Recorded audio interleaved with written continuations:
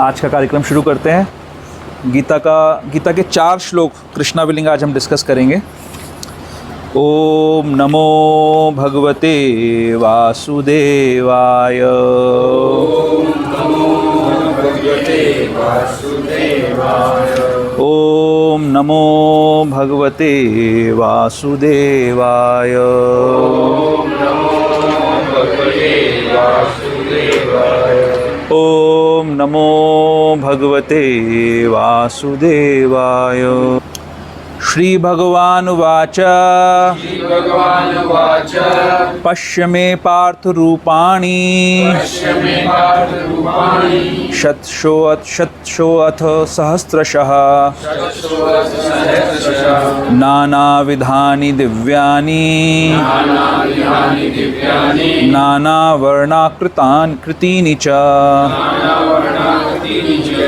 श्री भगवान वाच पश्य मे पार्थ रूपाणि शतशोऽथ सहस्रशः नानाविधानि दिव्यानि नानावर्णाकृतीनि च। अनुवाद एवं तात्पर्य श्रील प्रभुपाद के द्वारा। श्रील प्रभुपाद की जय।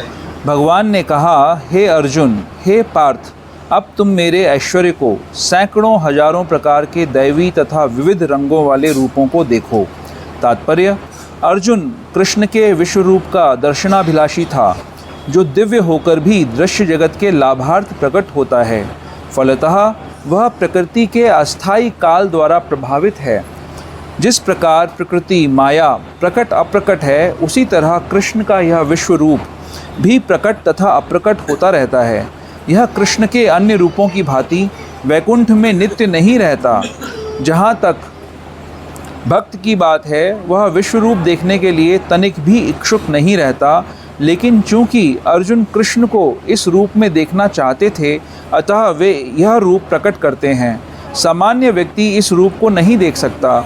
श्री कृष्ण द्वारा शक्ति प्रदान किए जाने पर ही इसके दर्शन हो सकते हैं।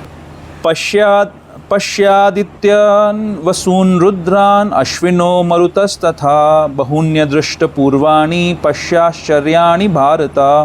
हे भारत, लो तुम आदित्यों, वसुओं, रुद्रों, अश्विनी कुमारों तथा अन्य देवताओं के विभिन्न रूपों को यहाँ देखो।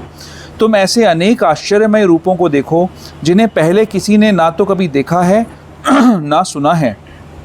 तात्पर्य, यद्यपि अर्जुन कृष्ण का अंतरंग सखा तथा अत्यंत विद्वान था, तो भी वह उनके विषय में सब कुछ नहीं जानता था। यहाँ पर यह कहा गया है कि इन समस्त रूपों को ना तो मनुष्यों ने इसके पूर्व देखा है न सुना है। अब कृष्ण इन आश्चर्यमय रूपों को प्रकट कर रहे हैं। श्लोक संख्या 7। इह कस्थम जगत कृष्णम पश्चाद्य सचराचरम मम देहे गुणाकेश यच्चान्यद दृष्टुम इक्षसी। हे अर्जुन, तुम जो भी देखना चाहो उसे तत्क्षण मेरे इस शरीर में देखो। तुम इस समय तथा भविष्य में भी जो भी देखना चाहते हो, उसको यह विश्वरूप दिखाने वाला है। यहाँ एक ही स्थान पर चर अचर सब कुछ है। तात्पर्य, कोई भी व्यक्ति एक स्थान में बैठे बैठे सारा विश्व नहीं देख सकता। यहाँ तक कि बड़े से बड़ा वैज्ञानिक भी यह नहीं देख सकता कि ब्रह्मांड के अन्य भागों में क्या हो रहा है। किंतु अर्जुन जैसा भक्त यह देख सकता है कि सारी वस्तुएं जगत में कहाँ कहाँ स्थित हैं। कृष्ण उसे शक्ति प्रदान करते हैं, जिससे वह भूत, वर्तमान तथा भविष्य जो कुछ देखना चाहे देख सकता है। इस तरह अर्जुन कृष्ण के अनुग्रह से सारी वस्तुएं दिखाने में समर्थ हैं। श्लोक संख्या 8। न तू माम शक्य से दृष्टुम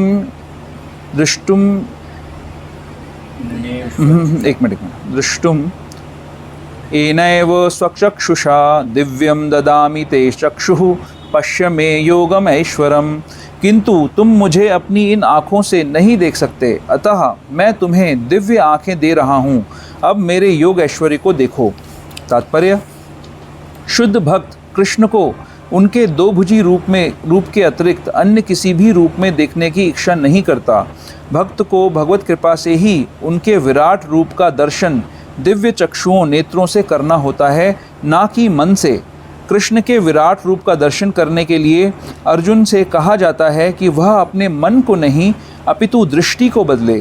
कृष्ण का यह विराट रूप कोई महत्वपूर्ण नहीं है, यह बात के श्लोकों से पता चल जाएगा। फिर भी चूंकि अर्जुन इसका दर्शन करना चाहते थे, अतः भगवान ने उसे इस विराट रूप को देखने के लिए विशिष्ट दृष्टि प्रदान की। जो भक्त कृष्ण के साथ दिव्य संबंध से बंधे हैं, वे उनके ऐश्वर्यों के ईश्वर विहीन प्रदर्शनों से नहीं अपितु उनके प्रेममय स्वरूपों से आकृष्ट होते हैं। कृष्ण के बालसंगी, कृष्ण के सखा तथा कृष्ण के माता पिता यह कभी नहीं चाहते कि कृष्ण उन्हें अपने ऐश्वर्यों का प्रदर्शन कराएं। वे तो शुद्ध प्रेम में इतने निमग्न रहते हैं कि उन्हें पता ही नहीं चलता कि कृष्ण भगवान हैं। वे प्रेम के आदान प्रदान में इतने विभोर रहते हैं कि वे भूल जाते हैं कि श्री कृष्ण परमेश्वर हैं। श्रीमद् भागवत में कहा गया है कि कृष्ण के साथ खेलने वाले बालक अत्यंत पवित्र आत्माएं हैं और कृष्ण के साथ इस प्रकार खेलने का अवसर उन्हें अनेक जन्मों के बाद प्राप्त हुआ है। ऐसे बालक यह नहीं जानते कि कृष्ण भगवान हैं। वे उन्हें अपना निजी मित्र मानते हैं। अतः शुकदेव गोस्वामी यह श्लोक सुनाते हैं। इत्थं सतां ब्रह्म सुखानुभूत्या दास्यं गतानां परदैवतेन मायाश्रितानां नरदारकेण साकं विजुः कृतपुण्यपुञ्जः। यह वह परम पुरुष है जिसे ऋषिगण निर्विशेष ब्रह्म करके मानते हैं, भक्तगण भगवान मानते हैं और सामान्य जन प्रकृति से उत्पन्न हुआ मानते हैं। ये बालक जिन्होंने अपने पूर्व जन्मों में अनेक पुण्य किए हैं, अब उसी भगवान के साथ खेल रहे हैं। श्रीमद् भागवतम 10 स्कंद 12वां अध्याय 11वां श्लोक। तथ्य तो यह है कि भक्त विश्व रूप को देखने का इच्छुक नहीं रहता, किंतु अर्जुन कृष्ण के कथनों की पुष्टि करने के लिए विश्व रूप का दर्शन करना चाहते थे, जिससे भविष्य में लोग यह समझ सकें कि कृष्ण न केवल सिद्धांतिक या दार्शनिक रूप से अर्जुन के समक्ष प्रकट हुए, अपितु साक्षात रूप से प्रकट हुए थे। अर्जुन को इसकी पुष्टि करनी थी, क्योंकि अर्जुन से ही परंपरा पद्धति प्रारंभ होती है। जो लोग वास्तव में भगवान को समझना चाहते हैं और अर्जुन के पद चिन्हों का अनुसरण करना चाहते हैं, उन्हें यह जान लेना चाहिए कि कृष्ण न केवल सिद्धांतिक रूप में अपितु वास्तव में अर्जुन के समक्ष परमेश्वर के रूप में प्रकट हुए।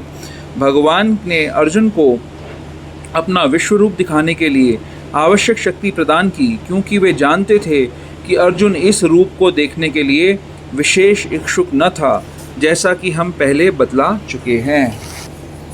हरे कृष्णा।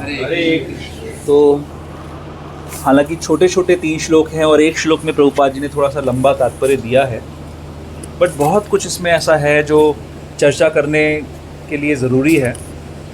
यथाशक्ति यथामति प्रयास करूँगा। मेरी क्षमता से बाहर की चीज़ें इसमें हैं बहुत सारी, तो गुरु कृपा से, गुरुजनों की कृपा से जो कुछ मैं आपसे शेयर कर सकूँगा, जो मेरा रियलाइजेशन है उसके अनुसार प्रयास करूँगा आप सबके साथ शेयर करने के लिए।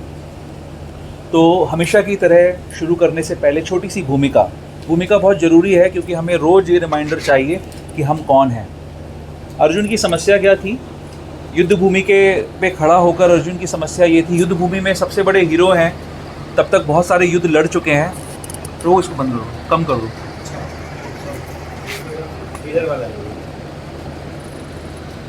बहुत बड़े हीरो हैं, युद्ध भूमि में बहुत सारे युद्ध लड़ चुके हैं अर्जुन, और इस युद्ध में जो कि उनके जीवन का सबसे निर्णायक युद्ध है, उस निर्णायक युद्ध में आकर अर्जुन के हृदय में भ्रम आ जाता है कि मुझे युद्ध करना चाहिए कि नहीं करना चाहिए। और बहुत सारे रीज़न देते हैं अर्जुन, बोलते हैं कि इस युद्ध को करने से कोई फ़ायदा नहीं होगा, हमारे कुल की परंपराएं नष्ट हो जाएंगी, हमारे कुल की स्त्रियां दूषित हो जाएंगी, वर्ण संकर संतान उत्पन्न होगी।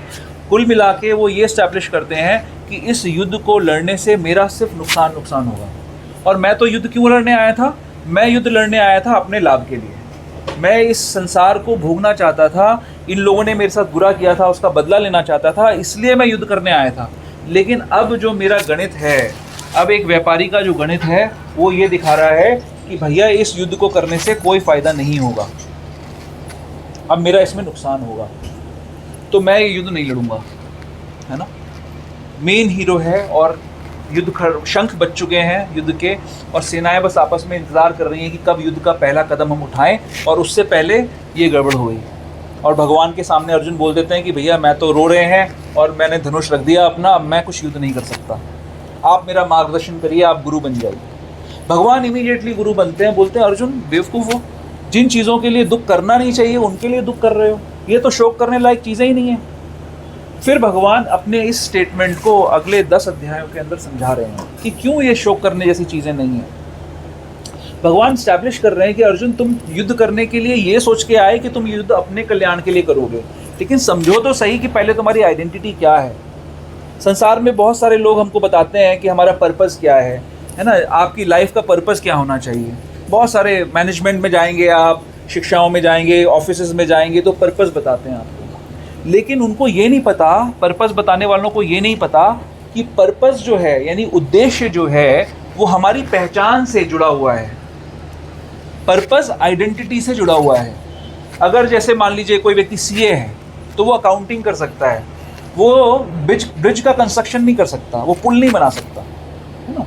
कोई ज्वेलर है वो रत्न बेच सकता है, कोई गोल्ड स्मिथ है वो लोहे के बर्तन बना सकता है, ब्लैक स्मिथ है तो वो लोहे के बर्तन बना सकता है।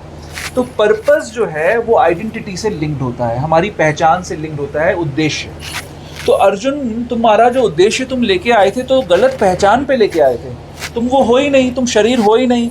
उस शरीर के लिए जिसके लिए तुम इतना दुख मना रहे हो, और जिन शरीरों के खो जाने के लिए तुम भावी भविष्य में जो शरीर खत्म हो जाएंगे उनके लिए जो तुम दुख मना रहे हो, दोनों ही बातें गलत हैं, क्योंकि वो भी शरीर नहीं है और तुम भी शरीर नहीं हो, और तुम दोनों के बीच में जो संबंध है वो भी गलत है, वो भी इल्यूजरी है, वो भी सही नहीं है, नित्य नहीं है। एक संबंध नित्य है कि मैं अहम बीज प्रदा पिता, मैं हूँ जो सबका बीज प्रदान करने वाला पिता हूँ, मैं हूँ जिसकी वजह से सब लोग एग्जिस्ट करते हैं, मेरी शक्तियों से सारा संसार बना हुआ है, मेरी 8 प्रकार की शक्तियाँ हैं, धरती जल अग्नि वायु आकाश मन बुद्धि अहंकार, और मेरी एक और शक्ति भी है जो कि सारी जीवात्माएं हैं, ये सब मेरा है। तो जब मेरे से आए हो तो मेरे लिए कार्य करना पड़ेगा, सब कुछ मैं हूँ। भगवान ये बता रहे हैं सब कुछ मेरी शक्तियों से आ रहा है, सब कुछ मैं हूँ। तो 10 अध्यायों तक भगवान इसी बात को बताते रहते हैं। 10वें अध्याय पे आते हैं तो 4 श्लोकों के अंदर गीता को समराइज कर देते हैं कि सारा कुछ अभी तक जो मैंने बातें बता दी, जिनके नाम के साथ मैंने परिचय दे दिया कि ये मेरे ये मेरे ये मेरे, और जिनके नाम नहीं भी लिए वो भी मेरे, सब कुछ मेरा है। और जो व्यक्ति अगर आप लोग अपने गीता में 10.8 पे जाइए, 10.8 पे जाइए,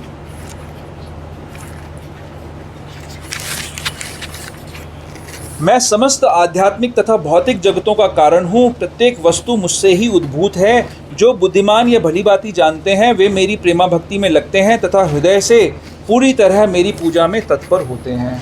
जो ये जानते हैं वे मेरी पूजा में तत्पर हो जाते हैं। मेरे ऐसे शुद्ध भक्त के विचार मुझ में वास करते हैं, जिन उनके जीवन मेरी सेवा में अर्पित रहते हैं। क्या एस्टैब्लिश कर रहे हैं? अर्जुन को क्या प्रॉब्लम थी कि मैं अपने लिए युद्ध कर रहा हूँ। अब भगवान ने ये एस्टैब्लिश कर दिया कि सब कुछ मुझसे आ रहा है, तो क्या करते हैं ऐसे लोग जो ये जानते हैं? मेरी सेवा करते हैं। तो पता करना पड़ेगा कि भगवान की सेवा क्या है। तो इनडायरेक्टली क्या कह रहे हैं? अर्जुन तुम्हें मेरी सेवा करनी है ना। उनके जीवन में मेरी सेवा, उनके जीवन मेरी सेवा में अर्पित रहते हैं, और वे एक दूसरे का ज्ञान, मैं 9वां श्लोक पढ़ रहा हूँ ट्रांसलेशन, और वे एक दूसरे का ज्ञान प्रदान करते तथा मेरे विषय में बात करते हुए परम संतोष तथा आनंद का अनुभव करते हैं।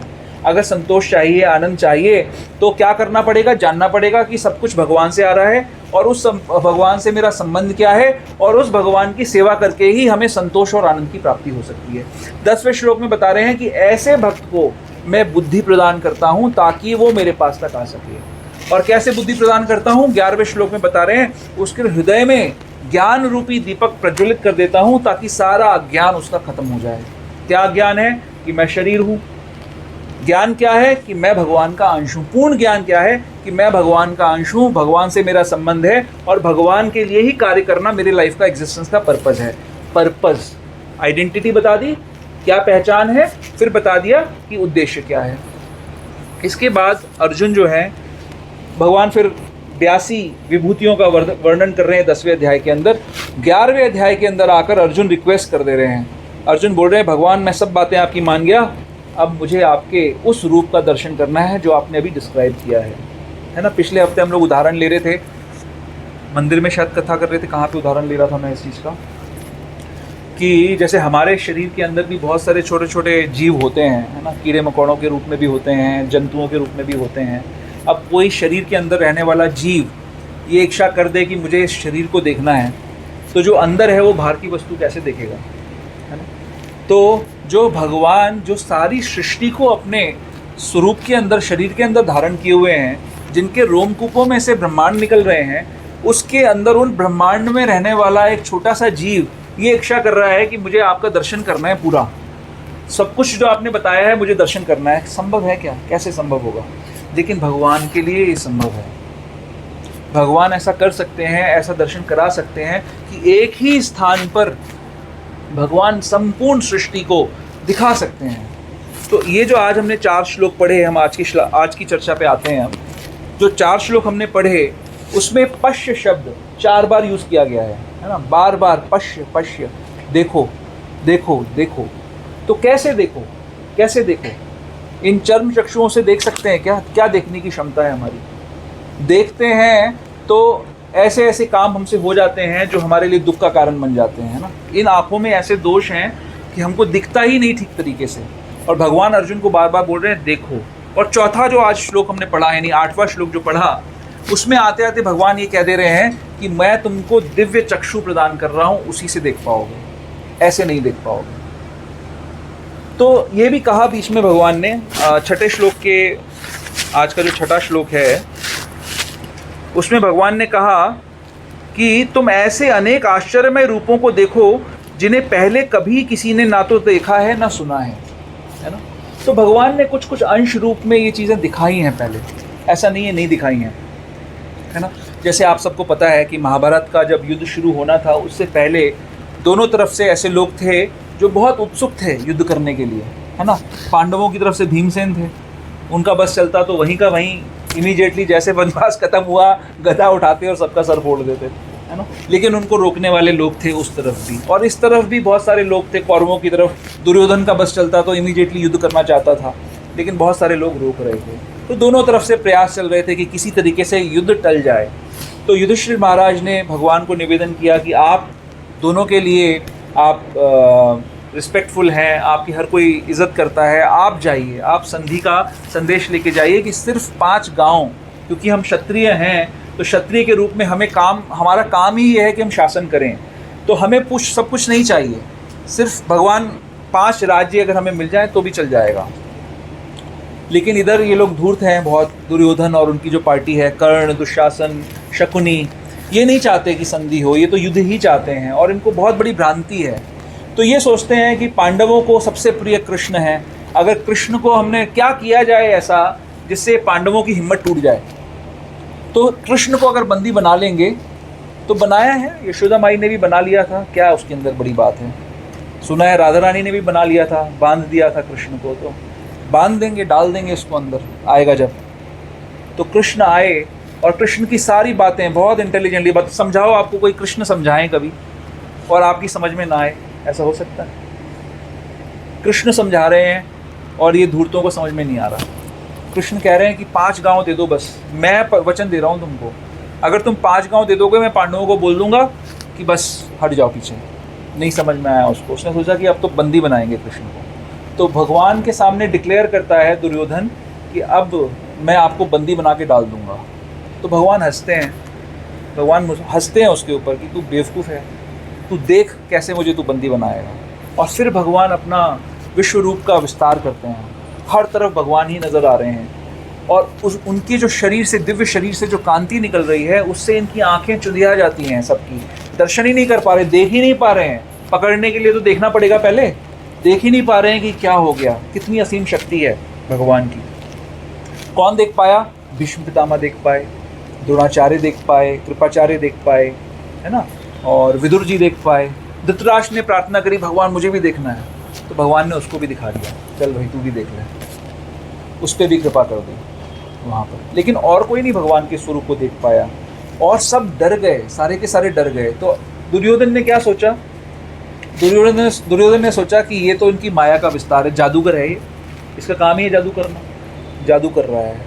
तो जो ऐसा धूर्त है पश्य, हम पश्य की बात कर रहे हैं ना, देखने की बात कर रहे हैं ना, उसको कुछ भी दिखाने का प्रयास किया जाए वो देख नहीं सकता। भगवान तो बोल रहे हैं कि देख लो, तुम मेरी शक्ति को देख लो। ये एक आखिरी चीज़ मैं तुम्हें बता रहा हूँ कि तुम मेरी शक्ति को देखो। तुम्हें पता है कि मैं किस तरफ से युद्ध करने वाला हूँ या किस तरफ जाके खड़ा रहूँगा, तो देखो, मेरी शक्ति को देख लो। इतनी शक्ति है, उसके बाद तुम्हें लगता है कि तुम जीत पाओगे, लेकिन विनाश काले विपरीत बुद्धि, जिसको विनाश आना है उसको कोई समझा नहीं सकता, उसका विनाश आके रहेगा। तो दुर्योधन नहीं मानता इस चीज़ को। तो यहाँ पर भगवान कह रहे हैं कि जितना विस्तार मैं अब कर रहा हूँ वो अभी तक मैंने नहीं किया है, अभी तक कोई नहीं देख पाया है। तो अब थोड़ा सा हम इसको समझने का प्रयास करते हैं। 5वें श्लोक के अंदर भगवान क्या क्या बातें बोल रहे हैं। पश्य में पार्थ रूपाणी शतशो अथ सहस्त्रशः। भगवान ने कहा, हे अर्जुन, हे पार्थ, अब तुम मेरे ऐश्वर्यों को देखो, सैकड़ों हजारों प्रकार के, क्या, नाना विधानी, कई कई विधा मतलब कई कई तरीके के, नाना विधानी दिव्यानी, एक एक शब्द इंपॉर्टेंट है, नाना वर्णाकृतिनी च, कई कई कैसे कैसे हैं, कई कई तरीके के रूप हैं मेरे ये, और कैसे कैसे हैं, कई कई तरीके की फॉर्म्स हैं, कई कई तरीके का स्ट्रक्चर है उसमें, और कई कई तरीके के रंग हैं। तो हम इस संसार में जो फॉर्म्स देखते हैं, समझने वाली बात क्या है, हम इस संसार में जो फॉर्म्स देखते हैं वो कैसे हैं। भगवान ने बताया कि यहाँ पर मेरी जो शक्ति है वो 3 गुणमयी रूपी मेरी माया है, माया शक्ति है।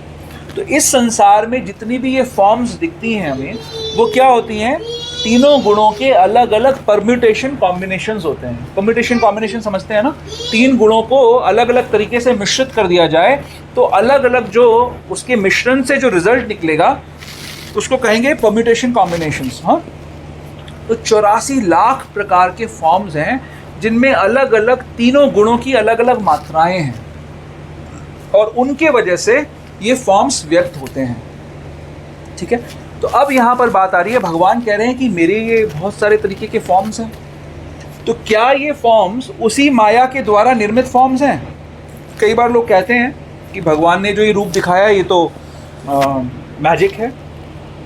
तो प्रश्न ये है, हम वैष्णवों को, भक्तों को क्या समझना है इसके अंदर, कि क्या ये स्वरूप भी माया का स्वरूप है? क्या कहते हो आप लोग, क्या कहते हो, माया है?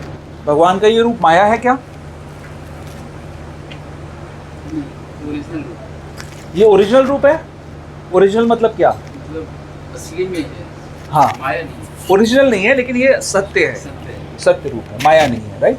तो कैसे? क्योंकि भगवान ने इसी श्लोक में एक शब्द यूज किया समझने वाला, कि नाना विधानी दिव्यानी, ये दिव्य है, ये रूप दिव्य है, इस संसार का नहीं है। जो 84 लाख योनियां हैं या जो संसार की सारी फॉर्म्स हैं वो सारी की सारी प्रकृति के 3 गुणों से बनी हुई हैं। तो ये जो फॉर्म्स हैं, ये भगवान की जो फॉर्म्स हैं, ये उससे डिफरेंट हैं क्योंकि ये दिव्य हैं। तो भगवान की शक्तियाँ अलग अलग रूप से काम करती हैं, है ना। तो अगर हम भगवान की शक्तियों को समझने का प्रयास करें तो उनको ब्रॉडली हम 3 कैटेगरी में क्लासिफाई करते हैं, है ना। किसी को याद है क्या 3 शक्तियाँ भगवान की?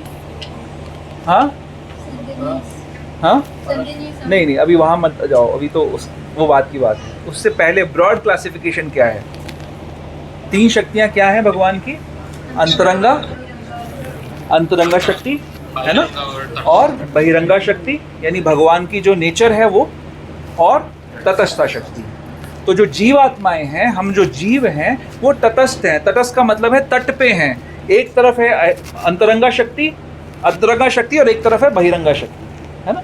तो अंतरंगा शक्ति है भगवान की इंटरनल प्लेजर गिविंग पोटेंसी, ठीक है। तो बहिरंगा शक्ति को भी हम 3 भागों में डिवाइड कर देते हैं, सतोगुण, रजोगुण, तमोगुण, ये 3 गुण हो जाते हैं, उसके भी 3 क्लासिफिकेशन हो जाते हैं। इसी प्रकार से अंतरंगा शक्ति के भी 3 क्लासिफिकेशन हो जाते हैं, जो कि माता जी भी बता रही थी। क्या क्या? संधिनी, संवित और ह्लादनी। आह्लाद देने वाली, आह्लादनी शक्ति। तो क्या ये शक्तियां हैं? संधिनी क्या है कि जितनी भी एग्जिस्टेंस होती है, जितना भी क्रिएशन है, जहाँ पे जो कुछ भी एग्जिस्ट करता है वो भगवान की संधिनी शक्ति से कार्य होता है। तो जो बलराम जी हैं वो एक प्रकार से संधिनी शक्ति के मैनिफेस्टेशन है। तो सारा का सारा जो कुछ भी संसार में क्रिएट होता है वो इस संधिनी शक्ति से होता है। अब ये हमेशा याद रखना है कि शक्ति बड़ी है या शक्तिमान बड़ा है? शक्ति या शक्तिमान? पक्का? पक्का? हाँ, सच में? शक्ति बड़ी या शक्तिमान पड़ा? यहाँ 1 करोड़ रुपए पड़े हुए हैं ओजस्वी प्रभु के। वो 1 करोड़ रुपए बड़े हैं, ओजस्वी प्रभु बड़े हैं? क्या बात कर रहे हो? कोई 1 करोड़ रुपए लेके नहीं जाएगा यहाँ से। वो बात की बात है।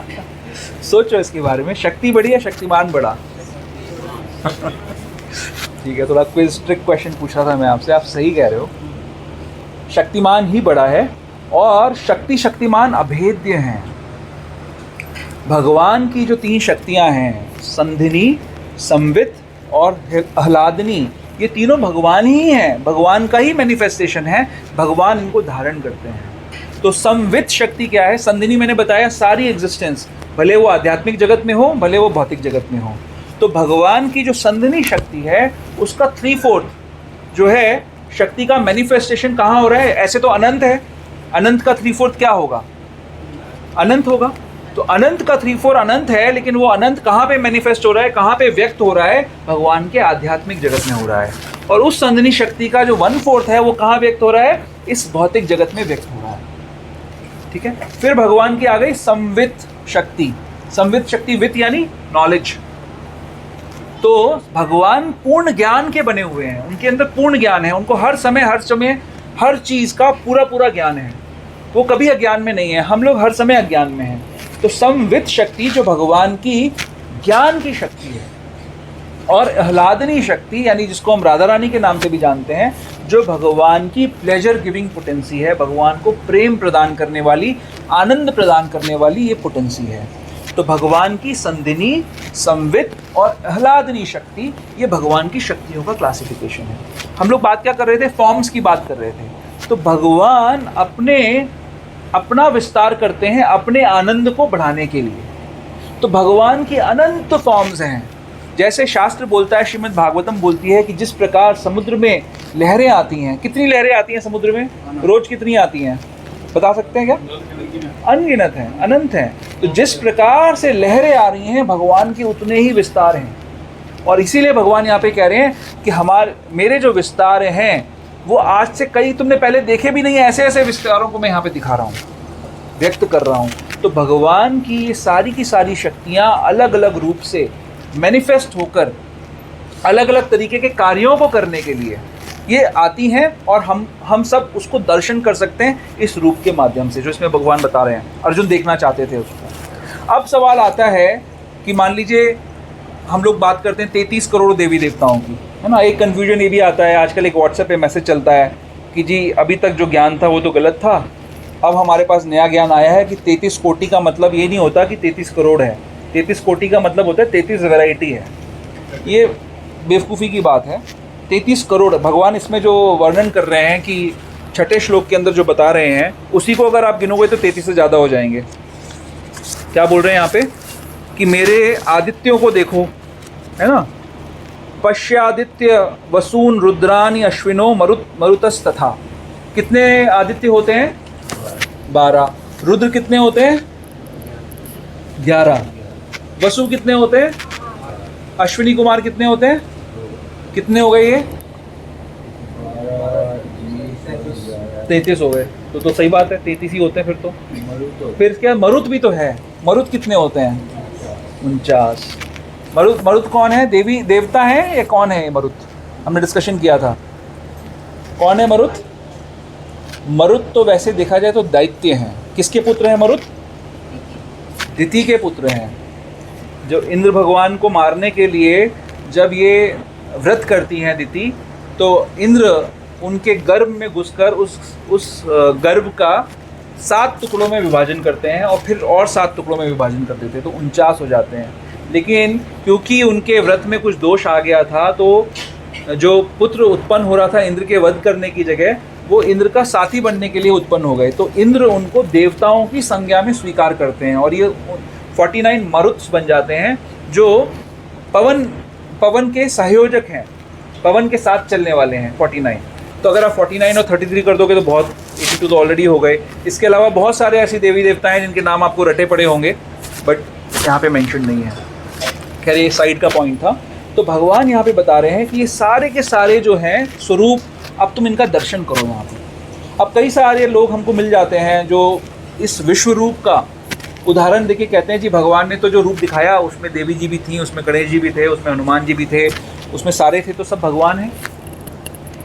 फिर क्या दोष है अगर हम इनकी पूजा करते हैं? तो अगर हम देवी जी के सामने जोत जलाते हैं और अगर हम गणेश जी की वंदना करते हैं, हनुमान जी की वंदना करते हैं, तो वो तो सब भगवान ही है।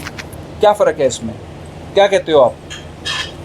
आज से अब करवा चौथ की निंदा करना बंद और देवी देवताओं की निंदा करना, निंदा नहीं, उनकी स्तुति की निंदा करना बंद। हम कभी देवी देवताओं की निंदा नहीं करते हैं, हम उनकी जो अलग से पूजा लोग कर रहे हैं उस चीज़ की निंदा करते हैं कि वो गलत है।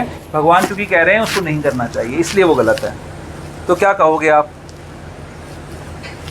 अब तो आज सिद्ध हो गया इस गीता के श्लोक पे कि अब तो करी जा सकती है देवी देवताओं की पूजा। क्या कहोगे आप लोग? हैं? हाँ, एक अंश की पूजा है, क्योंकि वो सिर्फ एक अंश है। भगवान गीता में बता चुके हैं पहले कि सब चीज़ें मेरे से उद्भूत होती हैं, लेकिन मैं उनमें नहीं हूँ। हर चीज़ मेरी शक्ति के ऊपर आधारित है, लेकिन मैं उनमें नहीं हूँ। तो भगवान जो अपने आप में सुप्रीम हैं, पूर्ण हैं, उनकी सत्ता अलग है। हर चीज़ ऐसे अगर इस दृष्टि से देखा जाए तो एक जो सिंपल सा पशु है, वो पशु भी भगवान की शक्ति का बना हुआ है। तो क्या हम कभी किसी गधे को सामने बिठा के उसकी पूजा कर सकते हैं? नहीं कर सकते, लेकिन बना वो भगवान की शक्ति का ही है। उस दृष्टि से सब चीज़ें भगवान की शक्ति से आई हैं, लेकिन हमारा उद्देश्य क्या है, हम क्या प्राप्त करना चाहते हैं, इसके अनुसार। जैसे कल आप किसी को प्रीच कर रहे थे, वो श्लोक आप कोट कर रहे थे ना, जो देवताओं की पूजा करता है वो देवताओं के लोकों में जाता है, और जो भूत प्रेतों की पूजा करता है वो भूत प्रेतों के लोकों में जाता है। तो हमें ये समझना है कि हम जब ये पूजाएं करते हैं, अलग अलग तरीके की आस्थाएं रखते हैं, तो हमारा उद्देश्य क्या है। और ये बात बहुत इम्पॉर्टेंट है। कई बार भक्त लोग भक्ति में आने के बाद भी अपने अटैचमेंट्स को भूल नहीं पाते हैं, छोड़ नहीं पाते हैं, और कितनी बड़ी रिस्क ले रहे हैं। भगवान के धाम जाने का मन बनाने वाले लोग इस संसार में कितने होंगे आपके हिसाब से? कितने होंगे? बहुत छोटी संख्या में ऐसे लोग हैं जो ये सोचते भी हैं कि हमें भगवान के धाम जाना चाहिए। हाँ, नहीं, और भी हैं प्रभु। इस्कॉन अकेली संस्था नहीं है, और बहुत सारी संस्थाएं हैं जिसमें ऐसा है प्रचार, लेकिन बहुत थोड़े से हैं। अधिकांश लोग क्या चाहते हैं? अधिकांश लोग तो सिर्फ ये चाहते हैं कि कैसे हमारी इमीडिएट आहार, निद्रा, भय और मैथुन की समस्याएं दूर की जा सके, और वो जहाँ जाके पूरी हो जाए। उसके लिए अगर गधे को भी मनाना पड़े तो गधे को भी मनाएंगे, बाप बनाएंगे। कहते हैं ना, समाज में प्रचलित है, ज़रूरत पड़ने पे गधे को भी बाप बना लो, है ना, सीधा बाप से ही कंपेयर कर देते हैं गधे को। ये समाज की स्थिति है। उनको दुख नहीं लगता इसके अंदर। क्यों? क्योंकि उनको लगता है कि इमीडिएटली हमारी आहार, निद्रा, भय, मैथुन की जो नीड्स हैं ये ज़्यादा ज़रूरी हैं। लेकिन वो ये भूल जाते हैं कि आहार, निद्रा, भय, मैथुन तो सारे पशुओं में आसानी से पूरा होता है। गधे को कभी ऊँट को बाप नहीं बनाना पड़ता, इंसान को गधे को बाप बनाना पड़ता है। सुना है कभी किसी गधे ने कहा हो गधे को कि आज तो तू ऊँट को भी बाप बना ले, अपना काम चला ले? वो कभी नहीं करेगा ऐसा, है ना। लेकिन इंसानों के अंदर ये तकलीफ़ है कि उनको लगता है कि हमारा आहार, निद्रा, भय, मैथुन पूरा नहीं होगा अगर हम कॉम्प्रोमाइज़ नहीं करेंगे, तो अगर हम अपने स्तर से नीचे नहीं आएंगे तो। लेकिन ये भ्रांति है बहुत बड़ी, ये भगवान पे अविश्वास है। जो भगवान छोटे से छोटी चींटी को भी मेंटेन करता है, जो भगवान हाथी को भी मेंटेन करता है, वो आसानी से इंसानों को भी मेंटेन कर सकता है। लेकिन इंसानों को कम से कम भगवान के निमित्त तो होना चाहिए। अगर वो निमित्त नहीं बन रहे हैं तो वो अपना नुकसान कर रहे हैं। शास्त्र में लिखा है, नेह विक्रमो नाश्वस्ति प्रत्यवायो न विद्यते स्वल्पम अपि यस्य धर्मस्य त्रायते महतो भयात्। इस मार्ग पे, यानी भक्ति के मार्ग पे, बुद्धि योग के मार्ग पर किया गया छोटा सा प्रयास भी हमें महान से महान भय में हमारी रक्षा करता है। क्या है महान से महान भय? कि इस मनुष्य योनि से नीचे गिर जाना। तो मनुष्य योनि की ऐसी क्या खास बात है? मनुष्य योनि की खास बात ये है कि अनंत काल से हम लोग बार बार जन्म, मृत्यु, जरा, व्याधि के चक्र में घूमे जा रहे हैं, बार बार इन समस्याओं का समाधान कर रहे हैं, सेटिस्फैक्शन हमें नहीं मिल रहा। कितना भी हम मैथुन कर लें, कितना भी हम आहार खा लें, कितना भी हम सो लें, कितना भी अपनी रक्षा का प्रयास कर लें, हम सेटिस्फाई नहीं हो रहे हैं, हमें पूर्ण आनंद नहीं मिल रहा है। और इसीलिए मनुष्य योनि इम्पॉर्टेंट है, क्योंकि इस योनि में ये प्रयास किया जा सकता है कि हम इस संसार से निकल पाएँ, इस संसार से निकल पाएँ। देवलोक के अंदर आपने कितनी सारी कथाएं सुनी है ना, जहाँ पर इंद्र जो हैं, इंद्र के पास कितना भोग उपलब्ध है, सोचिए। उनके पास कैसी कैसी अप्सराएं हैं। इस संसार की सबसे सुंदरी जो विश्व सुंदरी भी है, उससे कई कई करोड़ गुना ज़्यादा सुंदरियाँ वहाँ की अप्सराएं हैं, है ना। और वो उसको उपलब्ध हैं भोग करने के लिए, राइट। जैसे मुसलमानों में कहते हैं ना, कितनी हूरें मिलेंगी आपको जब अगर आप स्वर्ग में जाओ, कहाँ जाओगे, जन्नत में जाओगे तो वहाँ की जो हूरें हैं या अप्सराएं हैं बहुत बहुत सुंदर हैं, राइट। लेकिन इंद्र को कितनी सारी कथाएं हैं कि वहाँ के भोग से सेटिस्फाई ना होके वो इस संसार में भी आ जाते हैं कई बार भोग करने के लिए, वो है ना।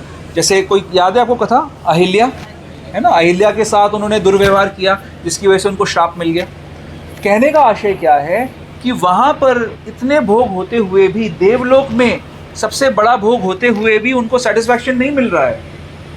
तो वो क्या करने आ रहे हैं, यहाँ पर मैं अहिल्या के साथ भोग करूँगा। भोग करने के बाद जा ही रहे थे ना जब उनको श्राप मिला था, ये तो था नहीं कि उनके साथ भोग में लगे रहे।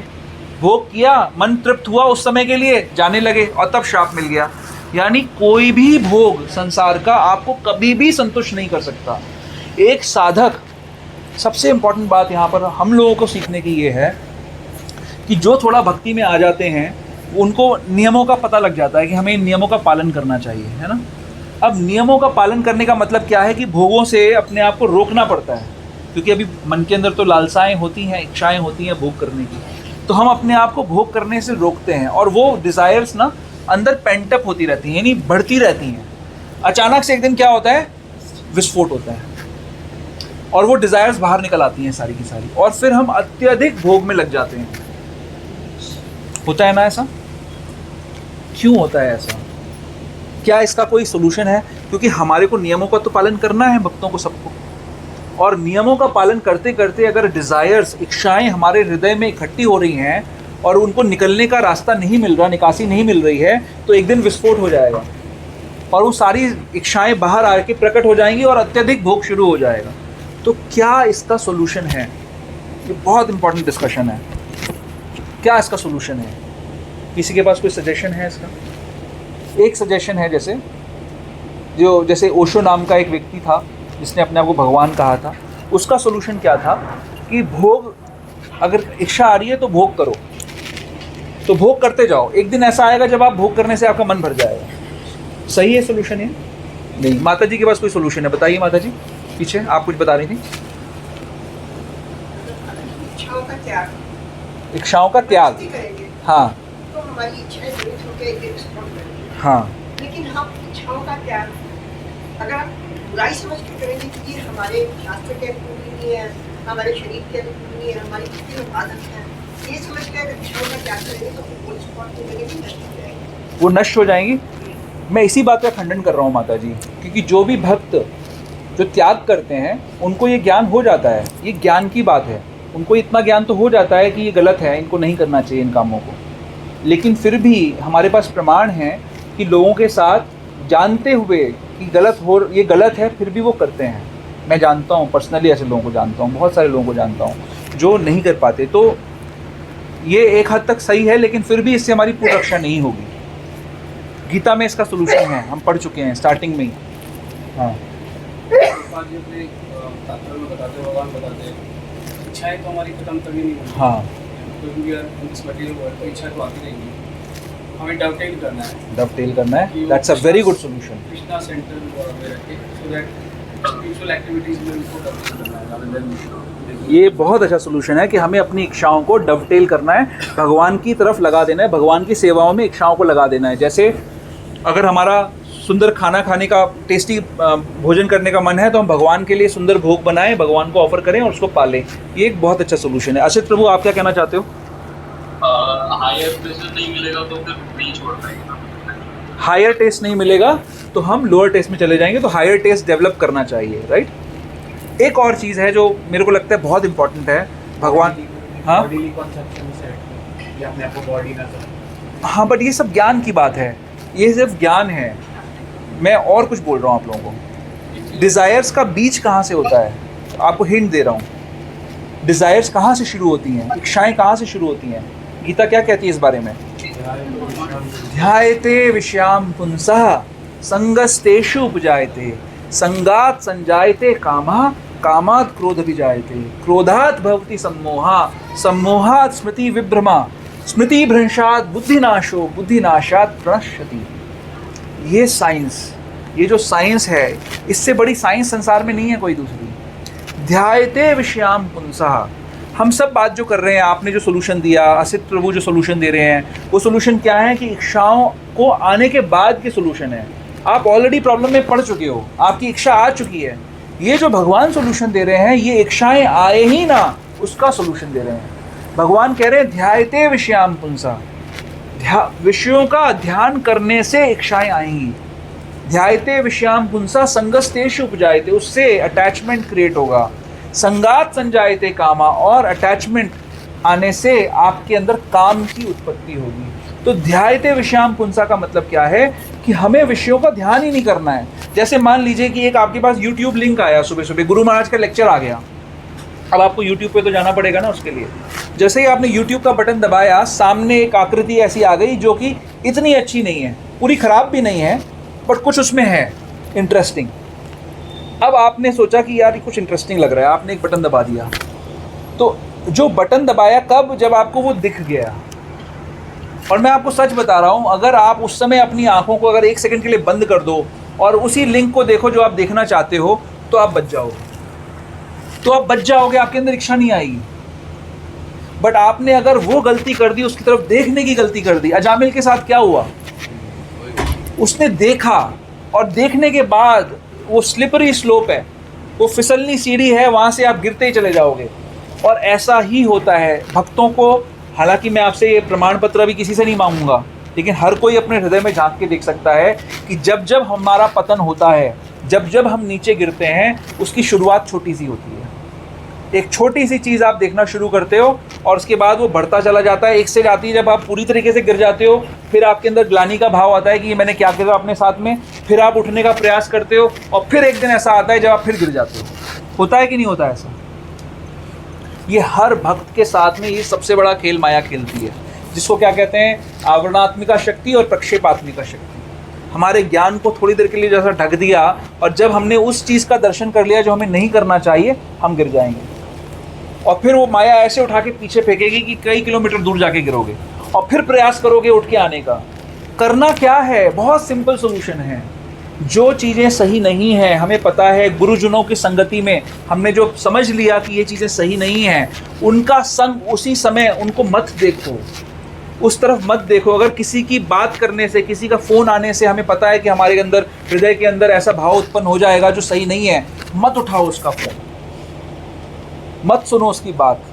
किसी की फ़ोटो देखने से अगर हमारा मन विचलित होता है, मत देखो उस फोटो को। किसी का नाम आने से हमारा मन विचलित होता है, मत लो उसका नाम। अगर आप चाहोगे तो आप बहुत आसानी से बच सकते हो, नहीं तो किसका सत्यानाश हो रहा है? सिर्फ और सिर्फ हमारा नुकसान हो रहा है। हमारा बना बनाया घर परिवार सब नष्ट हो जाता है। मैं कई सारे ऐसे केसेस को डील कर रहा हूँ आज की डेट में, जिन्होंने अपनी अकल पे पत्थर डाल रखे हैं और अपने घर का सत्यानाश कर रहे हैं।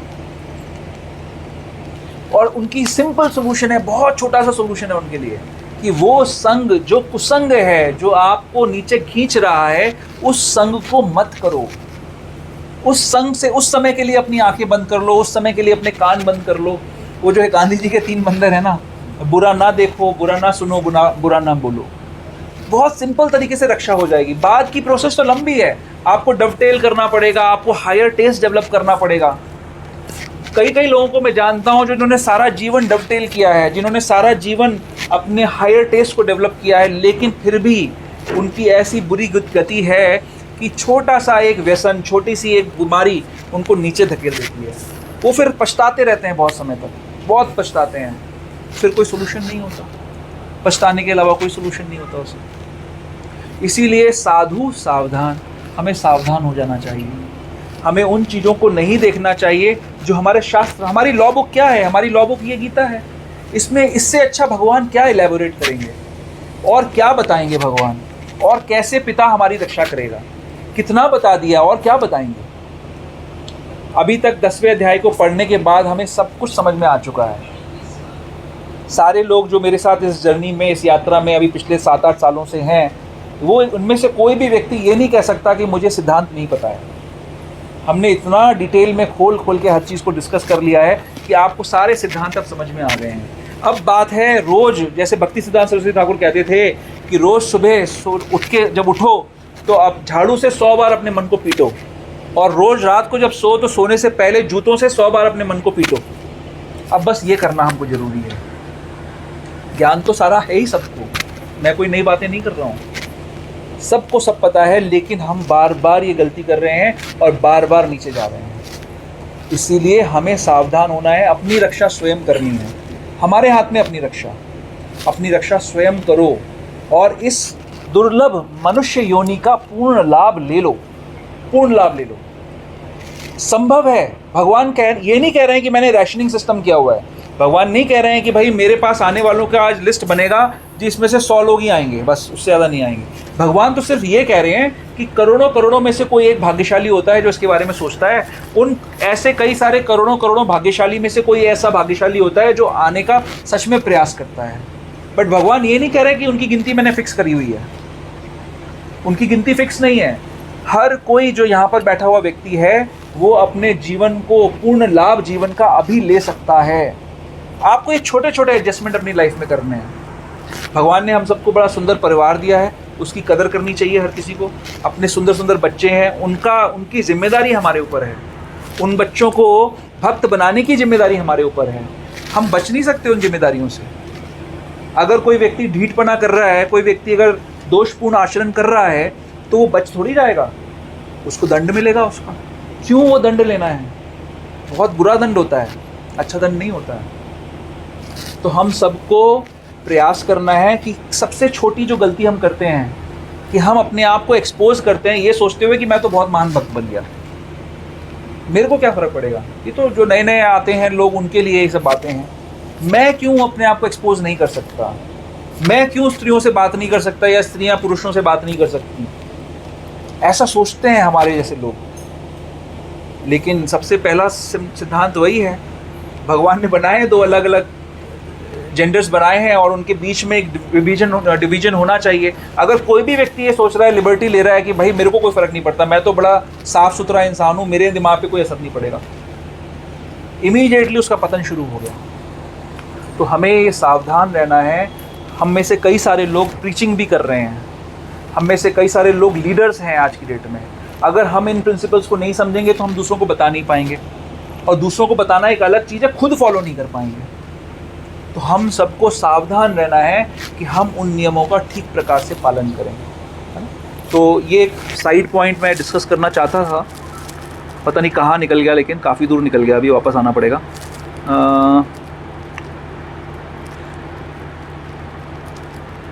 हाँ, तो भगवान बात आ रही है कि पश्य, देखो मेरे स्वरूप को देखो। और ये ट्रांसेंडेंटल, हमारी बात शुरू हुई थी दिव्यता से, ये दिव्य है कि नहीं है। तो भगवान ये कह रहे हैं कि ये मेरा रूप जो है मेरी शक्तियों से बना हुआ है। हमने चर्चा करी कि भगवान की क्या क्या शक्तियाँ हैं और ये भगवान की शक्तियों के द्वारा बने हुए रूप हैं।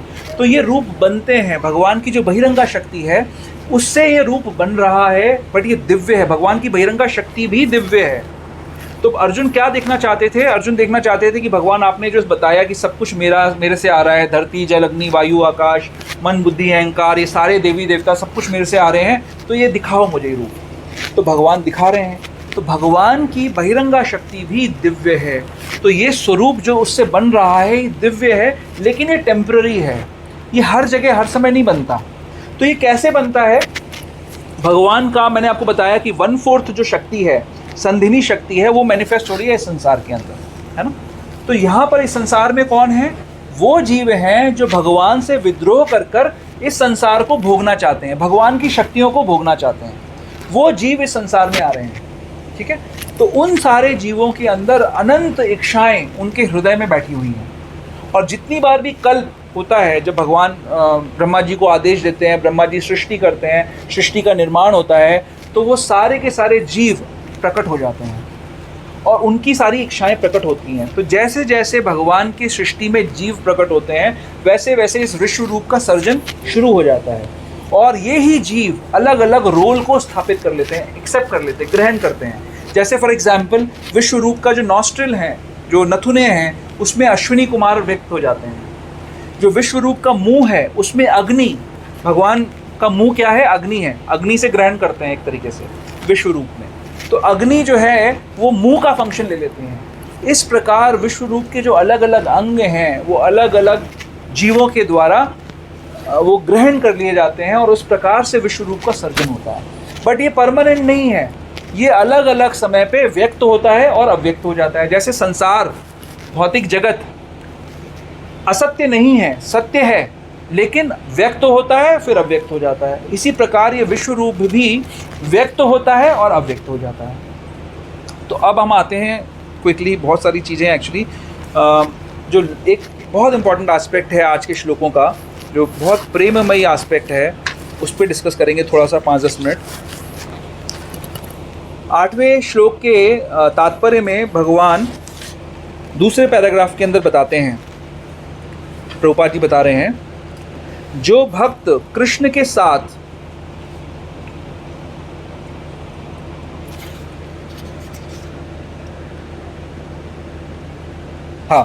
जो भक्त कृष्ण के साथ दिव्य संबंध से बंधे हैं वे उनके, ये लाइन बहुत इंपॉर्टेंट है, इसको ध्यान से सुनिए। एक्चुअली इसको इंग्लिश में भी पढ़ना चाहिए, उसका इम्पैक्ट ज़्यादा आएगा इंग्लिश में। पहले मैं हिंदी में पढ़ता हूँ। जो भक्त कृष्ण के साथ दिव्य संबंध से बंधे हैं वे उनके ऐश्वर्यों के ईश्वर विहीन प्रदर्शनों से नहीं, ये जो लाइन है, वे उनके ऐश्वर्यों के ईश्वर विहीन प्रदर्शनों से नहीं अपितु उनके प्रेममय स्वरूपों से आकृष्ट होते हैं। अब मैं इसको इंग्लिश में पढ़ता हूँ। Devotees who are correctly situated in transcendental relationship with Krishna are attracted by loving features, not by the godless display of opulences। क्या मतलब है इसका?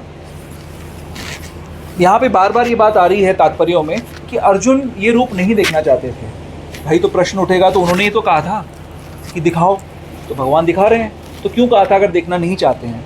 तो आचार्य बता रहे हैं, क्लैरिफाई कर रहे हैं कि देखना इसलिए नहीं चाहते हैं क्योंकि ये जो बात कही जा रही है, जो भक्त हैं वो भगवान के साथ में प्रेम संबंध स्थापित करना चाहते हैं, उन संबंधों में आनंद है, उन संबंधों के आनंद को भोगना चाहते हैं। कोई व्यक्ति बहुत ही ओपुलेंट है, उसकी ओपुलेंस से तो आप सिर्फ ईर्ष्या कर सकते हो, उसके साथ कोई संबंध नहीं बना सकते, ना उसके पास आप जा सकते हो। जैसे मान लीजिए कि कोई बहुत बड़ा व्यक्ति आ जाए आपके सामने, या आपका बॉस आ जाए, मान लीजिए आपकी कंपनी का बॉस आपके सामने आ जाए, तो आप उससे सकुचाओगे ना, उसके साथ आप कंफर्टेबल नहीं हो पाओगे। तो भगवान के साथ जब भगवान का इतना ऐश्वर्य प्रकट होता है, तो अर्जुन की क्या स्थिति हुई? वो नीचे आ गए, वो बोले कि भैया मैंने आपको क्या क्या बोला, हे यादव, हे विष्णुवंशी, और मैं आपके साथ पलंग पे सो जाता था, मुझे क्षमा कर दीजिए। अपना संबंध उनका ख़त्म हो गया भगवान के साथ में, तो उसमें आनंद नहीं आता है। तो एग्जाम्पल देते हैं आचार्य लोग, जैसे मान लीजिए कोई पुलिस वाला है, अब पुलिस वाले के पास बंदूक है, वो बंदूक चलाता भी है, तो जब उसका 2 साल के बच्चे के सामने जाता है तो थोड़ी कोई बंदूक चला के दिखाता है, देख मेरी बंदूक चला के दिखा रहा हूँ, ऐसे करता है? ऐसे तो नहीं करेगा। वो क्या करता है, अपना एक सौम्य रूप अपने बच्चे के साथ में रखता है। बट पुलिस वाले के पास शक्ति है। इसी प्रकार भगवान का जो दिव्य रूप है, ये विश्व रूप जो है, इसका भक्त लोग दर्शन नहीं करना चाहते हैं। वो सिर्फ इसलिए भगवान को बोल रहे हैं विश्व रूप का दर्शन कराओ, ताकि फ्यूचर में कोई आके, जब कोई धूर्त व्यक्ति आके ये बोले कि मैं भगवान हूँ, तो उसको कहा जा सके कि भाई दिखा, चल अभी दिखा, विश्व रूप दिखा। जब भगवान ने विश्व रूप दिखाया अर्जुन को, तो भगवान ने बोला कि भाई मैं 1 घंटे में आ रहा हूँ व्यवस्था करके, ऐसा कुछ बोला उन्होंने? हाँ तैयार होके आता हूँ। हाँ, एक आध मुकुट उकुट किराए पे लाना पड़ेगा मिलता है ना, बच्चों के स्कूल में होता है एग्जीबिशन, क्या बोलते हैं उसको, फैंसी ड्रेस, हाँ 10-12 हाथ और मुकुट। भगवान अब भी ले भाई, अभी दिखा रहा हूँ। हाँ, तो आपको कोई बोलेगा कि आप, मैं तो भगवान हूँ, तो उसको जोर से रखना उसके कान पे, उसको बोलना दिखा विश्व रूप दिखा। अभी बोले मैं भी आ रहा हूँ, अभी आ रहा हूँ, नहीं अभी दिखाना पड़ेगा तुरंत दिखाओ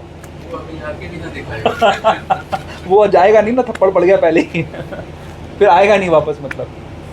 तो भगवान जो हैं, भगवान को अर्जुन इसलिए कह रहे हैं कि आप दिखाओ ताकि लोगों को पता लग जाए कि ये सिर्फ सारी की सारी फिलोसफिकल डिस्कशन नहीं है, ये सिर्फ मानसिक बातें नहीं हो रही हैं। भगवान एक्चुअली वाकई में शक्तिमान हैं, वो वाकई में भगवान हैं। और उस रूप को जब दिखाएंगे तो कोई भी व्यक्ति उनके ऊपर ये आक्षेप नहीं कर सकता कि ये ऐसे ही आपस में दो दोस्तों ने बातें कर ली। जैसे ये पृथु शिवा प्रभु और टोटा गोपीनाथ प्रभु मान लीजिए वृंदावन जा रहे हैं, गाड़ी में जाते रहते हैं ऐसे ही। हाँ, तो ये पृथु शिवा प्रभु बोले प्रभु आप तो भगवान हो, बोले हाँ मैं तुझे विश्व रूप दिखा रहा हूँ। तो अगर इनकी पत्नियों को ये पता लगे तो बोले कि ऐसे ही करते रहते हैं बातें, कुछ नहीं है इसकी, कोई सीरियसली नहीं लेना है। लेकिन अगर वाकई में दिखा दे मान लो टोटा गोपीनाथ प्रभु विश्व रूप, तो बात कुछ और होगी, है कि नहीं। तो ये अर्जुन और कृष्ण दोस्त हैं, लेकिन भगवान और भक्त का संबंध भी है इनका, और भगवान प्रूव कर रहे हैं। अर्जुन क्या है? भक्त है। भक्त के अंदर क्या इच्छा होती है हर समय कि मैं अपने स्वामी अपने प्रेमी को फेमस कर दूं। प्रेमी प्रेमिका के अंदर क्या होता है? फेमस करेंगे हम एक दूसरे को, आपका नाम हर कोई जाने। वैसे ही अर्जुन के अंदर ये भाव है कि मेरे भगवान को सब जाने। जब विश्व रूप दिखा दिया तो सबको मानना पड़ेगा कि ये भगवान है, ये फेमस है। नहीं तो कोई बोल सकता है कि ये तो दोस्तों की बातचीत चल रही है बस। ये भी एक कारण है कि इसलिए भी भगवान को बोल रहे हैं अर्जुन दिखाओ। लेकिन अर्जुन देखना नहीं चाहते। जैसे ही भगवान ने दिखाया इमीडिएटली अर्जुन ने बोला नहीं नहीं वापस आ जाओ भाई, हमको नहीं देखना ये वाला रूप आपका। क्योंकि अर्जुन को आनंद किस चीज़ में है? भगवान के साथ प्रेममय संबंध में ही उनको आनंद आ रहा है। उस संबंध को ही वो रेलिश कर रहे हैं, भगवान भी उसको रेलिश कर रहे हैं। जैसे मैंने आपको बताया कि जब कुरुओं की सभा में दुर्योधन ने भी तो यही प्रयास किया ना बांधने का। तो दुर्योधन तो कितना शक्तिशाली है, उसके पास कितना बल है, वो नहीं बांध सकता। लेकिन यशोदा माई के सामने अगर दुर्योधन को खड़ा कर दिया जाए तो कौन जीतेगा बताओ युद्ध में? दुर्योधन बोले जी मैं यशोदा माई से लड़ूंगा, कौन जीतेगा बताओ? शक्ति किसके पास ज़्यादा है? ट्रिक क्वेश्चन है ये भी। हाँ, यशोदा माई जीतेंगी। हाँ, लेकिन यशोदा माई ने तो बांध लिया, यशोदा माई ही जीतेंगी एक सेंस में। बट मैं भौतिक दृष्टि से बोल रहा हूँ कि अगर दुर्योधन और यशोदा माई का कोई कंपैरिजन नहीं है ना, वो तो बेचारी एक गांव की महिला है, वो क्या युद्ध करेंगी दुर्योधन के साथ में? वो शक्तिशाली है, वो तो भीमसेन के साथ युद्ध करने वालों में से है। बट वो वैसा शक्तिशाली दुर्योधन नहीं बांध सकता भगवान को, क्योंकि भगवान सिर्फ अपने भक्तों के आगे नतमस्तक होते हैं। तो आचार्य लोग बड़ी सुंदर टीका करते हैं, इसमें बताते हैं कि इस बात पे चर्चा करते हैं कि भगवान को क्यों उनको दिव्य दृष्टि देनी पड़ी। वो बोलते हैं कि भाई अर्जुन जैसे हमको तो स्वयं कृष्ण भी नज़र नहीं आ रहे ना, है ना। अर्जुन की क्या स्थिति थी? उनको अपनी आंखों से स्वयं कृष्ण नज़र आ रहे थे, है ना। तो जिसको स्वयं कृष्ण द्विभुज कृष्ण अपने आंखों से नजर आ रहे हैं, उसको विश्व रूप देखने के लिए दिव्य दृष्टि की क्या ज़रूरत है? क्या बोलते हो आप लोग? क्या कहते हो सारे वरिष्ठ भक्त? सोचो, ये सोचने वाला पॉइंट है ना। क्या है इसका आंसर? दूसरों के हाँ, दूसरों के बेनिफिट के लिए। नहीं ये तो ठीक है। मैं अब तत्व विचार से रास विचार पे आ गया हूँ। वो इसलिए देखना चाहते हैं कि भगवान श्री कृष्ण ने कहा कि नहीं, हम इस बात को डिस्कस नहीं कर रहे प्रभु। अब क्यों देखना चाहते हैं तो मैंने बता दिया आपको, है ना। दो बातें बताई, एक तो अपने स्वामी को हम फेमस करना चाहते हैं, अपने प्रेमी को फेमस करना चाहते हैं। दूसरा दूसरों के लिए कि भाई दूसरों को प्रमाण मिल जाए कि ये स्वयं कृष्ण है। ये तो हो गई बात कि क्यों देखना चाहते हैं, हो गई बात। अब बात आ रही है कि भगवान को दिव्य दृष्टि क्यों देनी पड़ी। जो स्वयं कृष्ण को देख पा रहा है, हम में से तो कोई देख नहीं रहा ना अभी कृष्ण को सामने। अर्जुन तो कृष्ण के साथ व्यवहार कर रहे थे, उनके साथ रह रहे थे, खेलकूद कर रहे थे। उनको क्यों दिव्य दृष्टि देनी पड़ी? भगवान को हाँ बराबर लेवल पे लाएंगे तभी तो देख पाएंगे। हाँ चल, हाँ हाँ प्रभु, ताकि वो ये वाला जो फ्रेंडशिप है वो खत्म ना हो जाए। भूलना है, यही सुना प्रभु जी। ठीक है। प्रभु जी ने बोला कि ताकि ये फ्रेंडशिप खत्म ना हो जाए। तो कुछ कुछ सही आंसर है, बड़ी सुंदर आचार्य लोग बताते हैं। हाँ आप बोलिए। भगवान के बारे में ज़्यादा कंसर्न करेंगे, वो देख नहीं पाएंगे उधर। नहीं, बट वही तो बात है ना, क्यों नहीं देख पाएंगे? सवाल तो वही है, क्यों नहीं देख पाएंगे। प्रेम में इतनी ज्यादा हाँ, ये एग्जैक्ट आंसर है दूसरा रूप को नहीं देख पाते। कि आचार्य लोग कह रहे हैं कि अर्जुन की दृष्टि में वैसा प्रेम रूपी अंजन लगा हुआ था जिसमें वो विश्व रूप तो देख ही नहीं सकते। जैसे यशोदा माई जब भगवान के मुंह खोलते, मिट्टी खा लेती हैं, कृष्णा मिट्टी खा लेते हैं, तो भगवान जब अपना मुंह खोलते हैं तो यशोदा माई 1 मिनट के लिए, 1 सेकंड के लिए भ्रमित होती हैं और दूसरे ही क्षण उनको दूध पिलाने लग जाती हैं। तो उनके हृदय में ये भाव आता ही नहीं कि भगवान है। इतना वैभव देखने के बाद भी भाव नहीं आता, क्योंकि वो भगवान के इतने प्रेम के अंदर रत हैं कि उनको भगवान का ऐश्वर्य दिख नहीं रहा। इसी प्रकार अर्जुन की आंखों में ऐसा प्रेम रूपी अंजन है कि वो उस अंजन के कारण उनकी कैपेबिलिटी नहीं है कि भगवान के ऐश्वर्य का दर्शन कर पाएंगे। तो वो दृष्टि लाए भगवान, ये एक रास विचार है, मतलब तत्व विचार अलग बात हो गई, जो सब बातें हम कर चुके हैं तत्व की। लेकिन ये प्रेम का भाव ऐसा है कि भगवान का प्रेम इतना ज़्यादा भक्त के ऊपर हावी होता है कि उसको भगवान का ऐश्वर्य नज़र नहीं आता है। नहीं तो कोई सोच सकता है, आप में से कोई सोचेगा कि अपने बॉस को मैं बांधूंगा जी आज रस्सी से, नहीं बांध पाओगे ना, क्योंकि इतना ऐश्वर्य का भाव है उसका। प्रेम का भाव जिसके प्रति उसको बांध सकते हैं। एक छोटा सा बच्चा अपने पिता को भी घोड़ा बना के बिठा देता है ना कि घोड़ा बनो, तो वो इसीलिए क्योंकि उसका प्रेम का भाव है। लेकिन अपने स्कूल के प्रिंसिपल को घोड़ा बना सकते हैं? वो नहीं बना सकते, है ना, प्रिंसिपल बुरा मान जाए।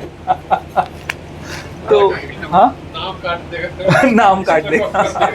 नहीं, नाम तो काटेगा बाद में, उससे पहले जो सुता। हमारे ज़माने में तो अलग तरीके से प्रिंसिपल लोग ट्रीटमेंट करते थे, आजकल कुछ अलग तरीके से ट्रीटमेंट होता है।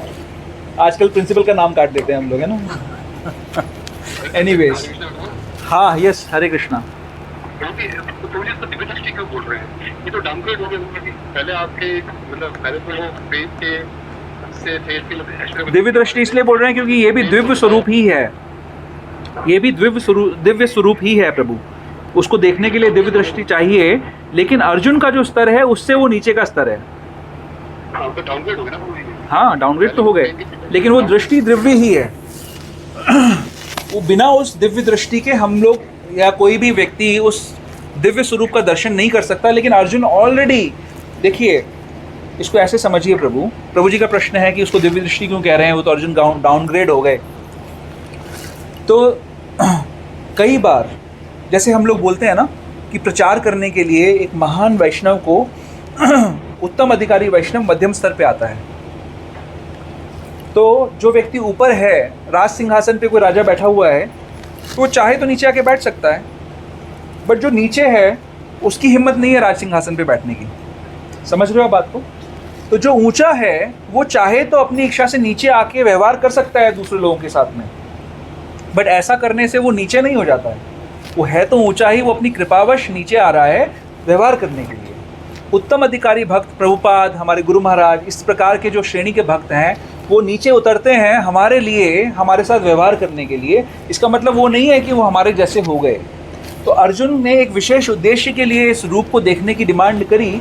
इसका मतलब ये नहीं है कि एक्चुअली वो नीचे आ गया उसको देखने से, लेकिन उसका प्रेम इतना अधिक था कि उसको देखने के लिए, उस दिव्य रूप को देख पाने के लिए भी वो दिव्य दृष्टि भगवान को प्रदान करनी पड़ी। बट उनका स्तर तो वही रहा जो है उनका। आप समझ रहे हो शंकरानंद प्रभु? हाँ, मुझे कोई और क्वेश्चन था इसके ऊपर। आप क्वेश्चन आंसर लेंगे, अभी मेरा ख़त्म नहीं हुआ है, बस 2-5 मिनट में। तो सॉरी हाँ, संजय ने देख पा रहा था बहुत ही। हाँ, जो संजय गिरिराज को, हाँ, संजय भी देख पा रहे थे। संजय को भी दिव्य दृष्टि मिली थी, व्यासदेव जी के थ्रू मिली थी। संजय भी देख पा रहे थे। तो क्या पॉइंट था मेरा? दृष्टि होने के बाद भी नीचे। नहीं, मैं उससे कुछ और पूछना चाह रहा था।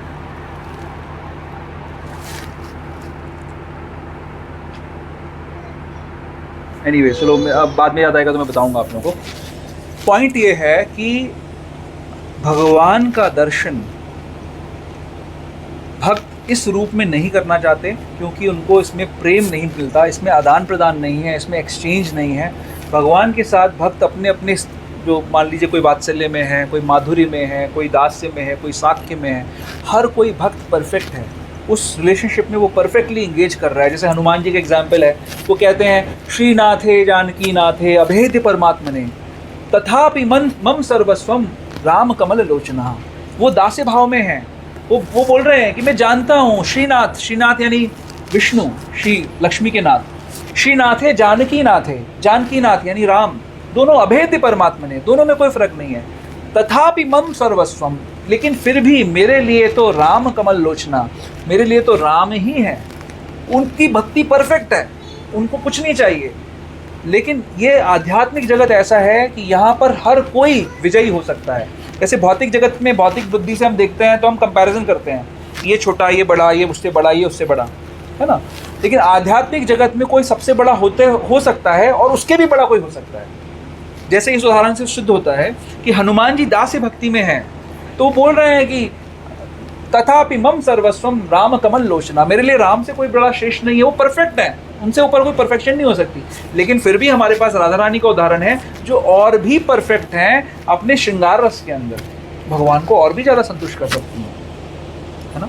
तो भगवान ऐसे हैं, हमारे पास इतने सुंदर भगवान है, 64 गुणों वाले, 64 क्वालिटीज़ हम बोलते हैं ना कि भगवान, प्रभुपाद जी बताते हैं परसेंटेज टर्म से बड़ा सुंदर एनालिसिस करते हैं। भगवान के लिए बोलते हैं 100% भगवान है क्योंकि सारे 64 के 64 गुण हैं। नारायण जो हैं वो थोड़े कम हैं, 60/64 कितना परसेंट होता है, जोड़ो कोई, 90 होता है, 95 होता है, हाँ कितना होता है, 93%। हाँ, बोलते हैं नारायण जो है 93% भगवान है। और शिव जी 88% है। कितने हैं उनके अंदर, 55 हैं, 55 है, प्लस 5 और हैं जो नारायण वाले गुण हैं, वो 5 हैं लेकिन थोड़ी कम, बहुत कम मात्रा में हैं। और जीव तत्व के अंदर कितने हो सकते हैं, 50 ही हो सकते हैं, 78%, और वो भी बहुत कम मात्रा में होते हैं। तो जीव जो है वो मैक्सिमम, जैसे कहा है ना, वो कौन सा श्लोक है माता जी, यस्यास्ति भक्तिर् भगवती अकिंचना, यस्यास्ति भक्तिर् भगवती अकिंचना सर्वैर गुणे तत्र समासते सुरा, हराव भक्तस्य कुतो महान गुणा मनोरथे नास्ति धावतो बहि। मतलब कि जो भगवान की भक्ति कर रहा है उसके हृदय में देवताओं के सारे दिव्य गुण प्रकट हो जाते हैं, और जो भक्ति नहीं कर रहा है उसके अंदर तो कोई महान गुण नहीं है ना, वो तो अपने मन के रथ पे घूम रहा है। तो जो जीव है जिसके अंदर 50 गुण होते हैं वो भी बहुत कम मात्रा में होते हैं, लेकिन उसके अंदर देवताओं तक के, यानी ब्रह्मा जी तक, जिनके अंदर 50 गुण पूरी मात्रा में उत्पन्न हैं, वहाँ तक प्रकट हो सकते हैं उनके अंदर, अगर वो भगवान की भक्ति करते हैं तो भगवान जो 64 गुणों वाले हैं, जिनकी माधुर्य, लीला माधुरी है, वेणु माधुरी है, रूप माधुरी है, प्रेम माधुरी है, वो अपने भक्तों के संग प्रेम का व्यवहार करते हैं, लीला का व्यवहार करते हैं, तो भक्त उनके साथ उसी व्यवहार में रहना चाहते हैं। तो वो, उनको इस विश्व रूप से कोई लेना देना नहीं है, कोई सरोकार नहीं है, लेकिन दूसरों के कल्याण के लिए दिखा रहे हैं। चलो इसी के साथ वाणी को विराम दे रहा हूँ। किसी का कोई प्रश्न है तो प्लीज़ आप लोग पूछ सकते हैं। यस प्रभु। जो रूप कृष्ण ने दिखाया जी, अर्जुन को, क्या उनका वो वास्तविक रूप था? वो वास्तविक तो है लेकिन वो ओरिजिनल नहीं है, वो सिर्फ उनकी शक्ति का वो क्या कहते हैं उसको, हिंदी में क्या कहते हैं, विस्तार है। वो एक अंश था। हाँ, प्रभु जी का क्वेश्चन था कि ये जो विश्व रूप दिखाया भगवान ने अर्जुन को, ये क्या वास्तविक था? तो वास्तविक तो था लेकिन सिर्फ उनकी शक्ति का विस्तार था,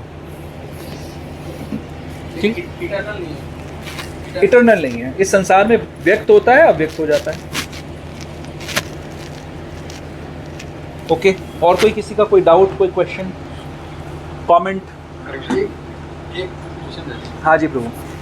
आंखों का काम है देखना, जी, जब हमारी नजर किसी से पड़ेगी तो जरूर उसका रिएक्शन हमारे माइंड में जाएगा। जी, इसके लिए बचने के लिए कह रहे थे ना, देख उस पे देखो मत, ध्यान हटाओ। हाँ हाँ तो ध्यान तो चला गया एक बार, हाँ।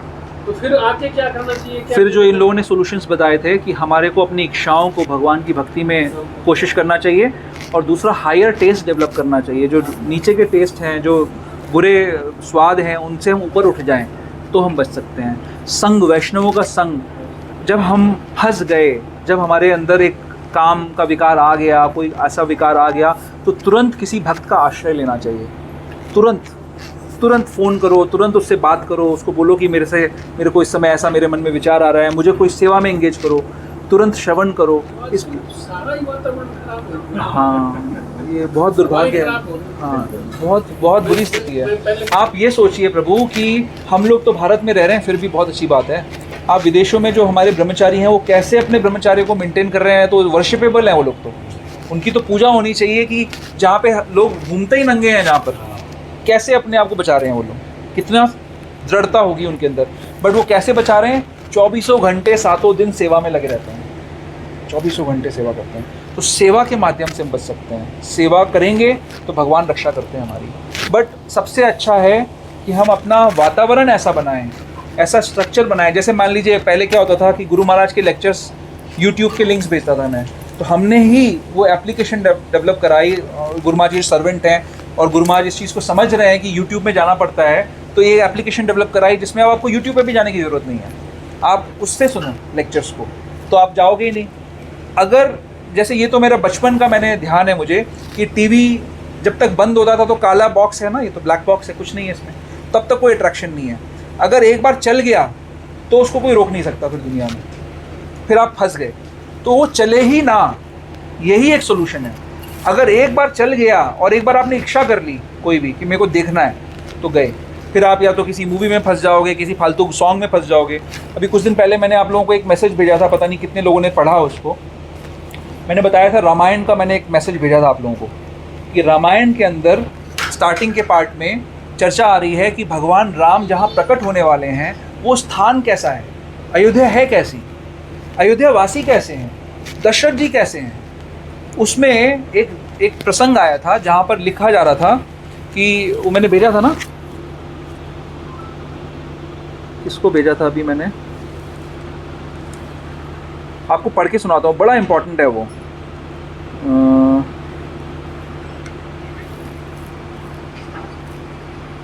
हाँ,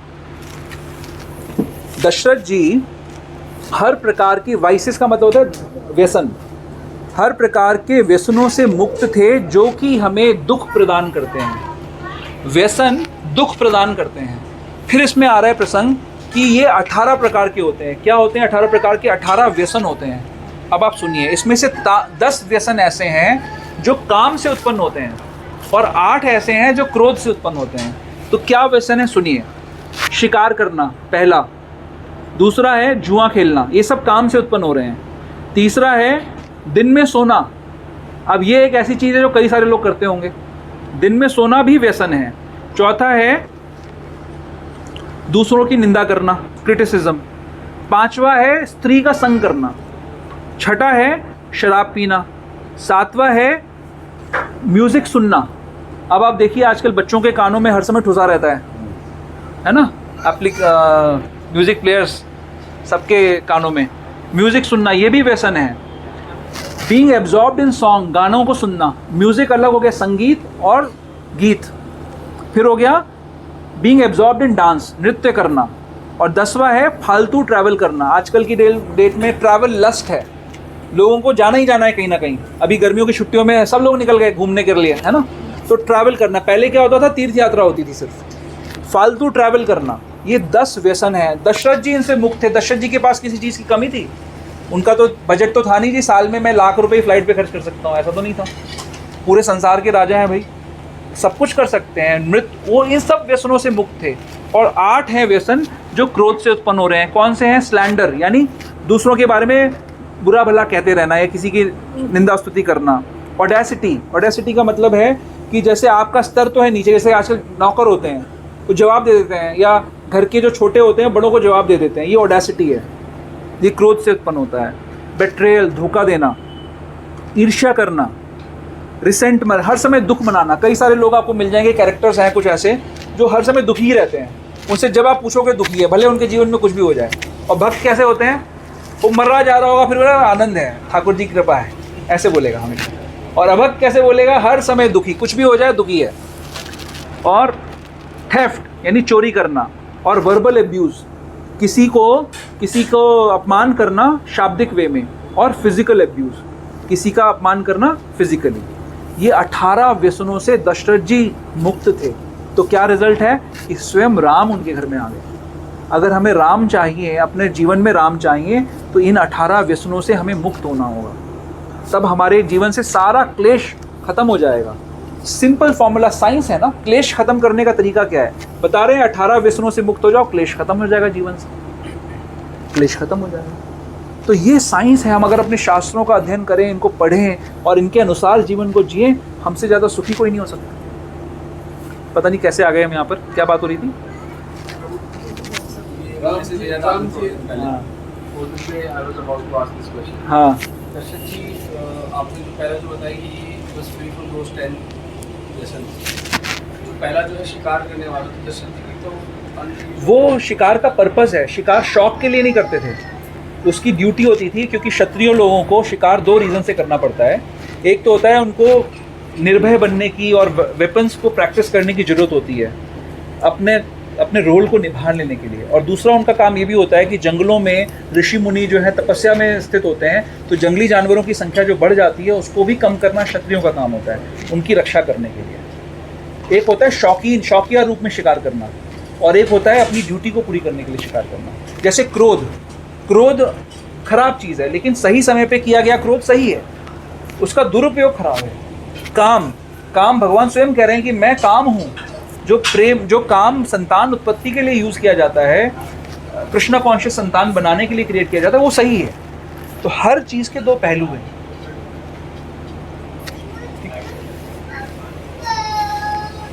ओके, और आप हो गया? सेकंड व्यसन कौन सा था? गैम्बलिंग था। मैं भेज दूंगा आपको ये मैसेज भी, बहुत अच्छा मैसेज है ये। शुक्रान प्रभु, आप कुछ कह रहे थे? बुझा मैंने। आपने पहले आपने बताया शक्ति और शक्तिमान के बारे में बताया, तो ये तो हम जानते हैं कि जो शक्तिमान है वो ऊपर होता है। तो प्रभु जी, जैसे विदाउट शक्तिमान का कोई एग्जिस्टेंस नहीं होता, तो ये तो अचिंत्य भेदाभेद हो गए उन्होंने कि कौन बड़ा है कौन छोटा है। नहीं, बट शक्ति आएगी कहाँ से बिना शक्तिमान के? शक्तिमान से ही शक्ति आती है। वो तो सिर्फ उस एंगल से शक्तिमान तो पड़ा है, पर अगर शक्तिमान के पास शक्ति ना हो तो शक्तिमान किस बात को? हाँ, तो बट भगवान ऐसे नहीं है ना। आपका जो प्रश्न है वो थ्योरेटिकल है, क्योंकि शक्तिमान स्वयं भगवान ही अपना विस्तार कर रहे हैं। ये जो चित्त, संवित और संधिनी शक्ति मैं बता रहा था, संवित, संधिनी और आह्लादिनी शक्तियाँ जो हैं ये भगवान का ही विस्तार हैं। तो भगवान, आपने सही कहा कि ये अचिंत्य भेदाभेद तत्व है कि ये भगवान अपना विस्तार कर रहे हैं राधा रानी के रूप में, अपने ही आनंद को बढ़ाने के लिए सारा विस्तार कर रहे हैं संधिनी के रूप में, ताकि ये सारी सृष्टि हो सके, आध्यात्मिक जगत में सृष्टि, भौतिक जगत में सृष्टि हो सके, ताकि भगवान आनंद कर सकें। वो अपने आनंद का विस्तार कर रहे हैं। तो भगवान ही अपनी शक्ति को प्रकट कर रहे हैं और वो उसको धारण भी कर रहे हैं। बिना धारण किए शक्ति का कोई यूज़ नहीं है, हर शक्ति को धारण करना होता है। एक चीज आपने बताया, देवी देवता के बारे में बताया, जो देवी की पूजा करता है वो देवलोक पे जाता है। नहीं, ये तो गीता का श्लोक है। कौन सा श्लोक है वो? देवी जी की पूजा, देवताओं की पूजा करते देवता। हाँ, यान्ति, कौन सा श्लोक है? यान्ति देव, हाँ, नहीं ये दूसरा है, 9.22 है शायद। देखो कौन सा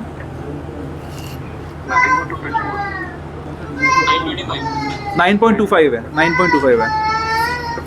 अगर हम देवी देवता के भाव से करते हैं कि ये लोग कृष्ण भगवान के डिवोटी हैं, अगर उस भाव से हम इनकी पूजा करते हैं तो इसमें कुछ प्रॉब्लम है? नहीं, प्रभुपाद भी ये कहते हैं कि अगर हम देवी देवताओं को सम्मान करते हैं, जैसे हम अपने माता पिता का सम्मान करते हैं, है ना, हम उनको भगवान नहीं मानते हैं ना, लेकिन हम उनका सम्मान करते हैं, तो देवी देवताओं का सम्मान तो सबको करना ही करना चाहिए।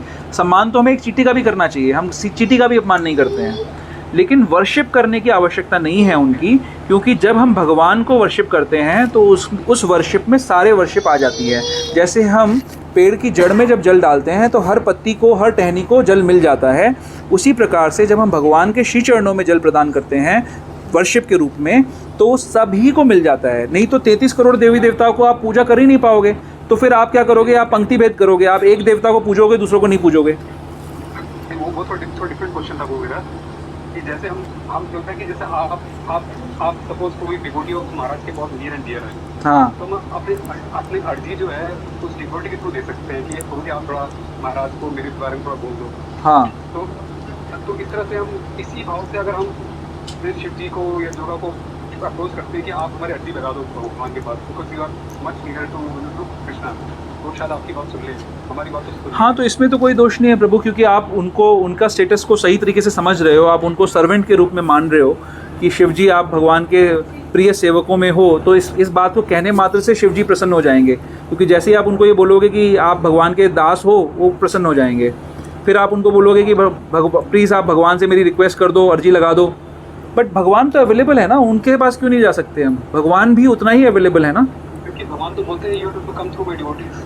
हाँ, तो वो गुरु जी है ना आपके, वो गुरु के पास जाओगे आप, फिर that is your Guru. That link is through your गुरु। 4.34 में जो लिंक है वो गुरु का लिंक है ना प्रभु, दैट इज थ्रू गुरु। जैसे प्रभु आप अपनी अर्जी, आपके पिता भी हैं और आपके चाचा भी हैं, दोनों सक्षम हैं, पर चाचा के पास जाओगे तो पिता को इतना अच्छा नहीं लगेगा कि यार मेरे होते हुए क्यों जा रहा है उधर, है ना? ओके। तो आपने और एक बताया कि सिंपल सोल्यूशन बताया था कि जैसे हायर टेस्ट डेवलपमेंट को तो बात की बात है, हम पहले उस पर क्यों फंसते हैं, मतलब हाँ, ध्यान मत करो विषयों का। हाँ, विषय का ध्यान मत करो। तो प्रभु जी जैसे और मैं पूछे एक यूट्यूब का लिंक आया, हम जानते हैं दबाना नहीं है, फिर भी कोई चीज़ ऐसा अंदर से होता है कि वो हमें मतलब उंगली चली जाती है, मतलब वो प्रभु क्योंकि उससे पहले ध्यान हो चुका है, मैं बात कर रहा हूँ ध्यान से पहले की। विषयों का ध्यान हो गया तब तो नहीं रोक पाओगे आप उस उंगली को वहाँ पर टच करने से, बट विषयों का ध्यान मत करो, क्योंकि आपको जैसे आपने मान लीजिए पास्ट में ऐसा कभी किया होगा, राइट? हम सब ने किया है।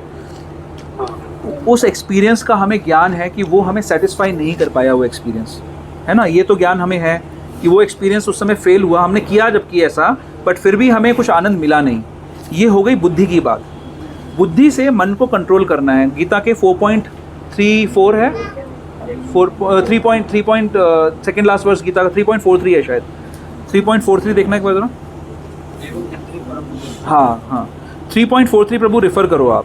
उसमें क्या बता रहे हैं भगवान कि जो इंद्रियों के विषय हैं उससे इंद्रियां सशक्त हैं, ज़्यादा बलवान हैं।